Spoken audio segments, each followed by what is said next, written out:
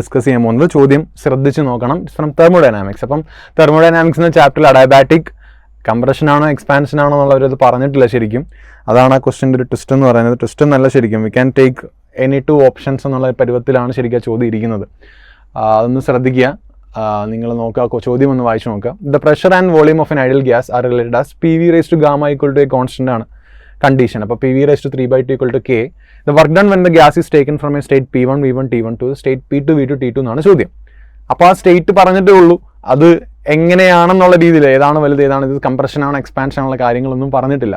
അപ്പോൾ അവിടെ ശ്രദ്ധിക്കേണ്ട കാര്യം നമുക്കറിയാം, ഒരു ഡയബാറ്റിക് കംപ്രഷൻ്റെ കേസിൽ വർക്ക് ഡൺ കണ്ടുപിടിക്കാനുള്ള ജനറൽ ഇക്വേഷൻ എന്ന് പറഞ്ഞാൽ work done W equal to NR delta T by 1 minus gamma എന്നാണ്. ഹിയർ 3/2 ആണ് ശരിക്കും അവിടെ ഗാമയുടെ സ്ഥാനം സെർവ് ചെയ്യുന്നത്.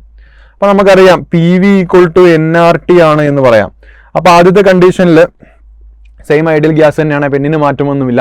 ആദ്യത്തെ കണ്ടീഷൻ എന്ന് പറഞ്ഞാൽ P1 ആണ് V1 ആണ് ഈക്വൽ ടു NRT1 എഴുതാം. P2 V2 equal to NRT2. അപ്പോൾ ഇതിന്റെ ചേഞ്ച് എന്ന് പറഞ്ഞാൽ ഡെൽറ്റ T എന്ന് പറഞ്ഞാൽ T2 മൈനസ് T1 ആണ്. അപ്പോൾ ഇവിടെ നോക്കി ഞാൻ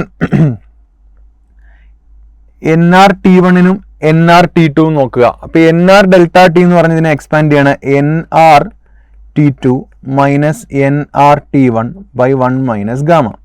NRT2ന് ഞാൻ P2 V2 എന്ന് കൊടുത്തു, NRT1ന് ഞാൻ P1 V1 എന്ന് കൊടുത്തു ബൈ 1 മൈനസ് ഗാമ എന്ന് പറഞ്ഞാൽ 3/2 ആണ്. ഇതാണ് ജനറൽ ഇക്വേഷൻ.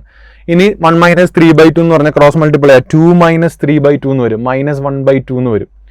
മൈനസും വരും, ഒരു മൈനസും വരുന്നുണ്ട്, 2 മുകളിലേക്ക് വരുന്നുണ്ട്.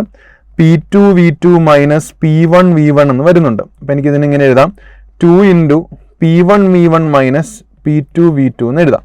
അപ്പോൾ ഇത് ജനറൽ ആണ്. ഇപ്പം എനിക്ക് കിട്ടിയ ഇക്വേഷൻ ഞാൻ മൈനസ് ഒന്നും ഇട്ട് കൊടുക്കാതെ ജനറൽ ഇക്വേഷൻ ആണ്. നമ്മൾ എക്സ്പാൻഷൻ ഡയബാറ്റിക് എക്സ്പാൻഷൻ ഉണ്ട്, വർക്ക് ഡൺ പോസിറ്റീവ് ആണെന്ന്, വർക്ക് ഡൺ കംപ്രഷൻ ആണ് നെഗറ്റീവ് ആണെന്നൊക്കെ പറയാറുണ്ട്. അപ്പോൾ ഇത് ഏതാണെന്ന് ജനറലി എക്സ്പ്ലെയിൻ ചെയ്യാത്ത സ്ഥിതിക്ക് നമുക്ക് ശരിക്കും ഓപ്ഷൻ എ ആണോ ഓപ്ഷൻ ബി ആണോ എന്ന് പറയാൻ പറ്റാത്തൊരവസ്ഥയാണ്. സോ ഇത് രണ്ടും ശരിയാണ് ശരിക്കും. ഇപ്പോൾ നമുക്കിപ്പോൾ കിട്ടിയത് 2 P1 V1 minus P2 V2 എന്നാണ്. അതേസമയത്ത് കംപ്രഷനാണ് നമുക്ക് പിന്നെ ഒരു നെഗറ്റീവ് ഇട്ട് കൊടുക്കുന്നത്. അപ്പോൾ -2 into P1 V1 minus P2 V2 എന്ന് വരും. അപ്പോൾ തിരിച്ച് എഴുതുമ്പോൾ 2 into P2 V2 minus P1 V1 എന്ന് വരും. അപ്പം these 2 options are actually correct എന്ന് പറയേണ്ടി വരും. ഓക്കെ.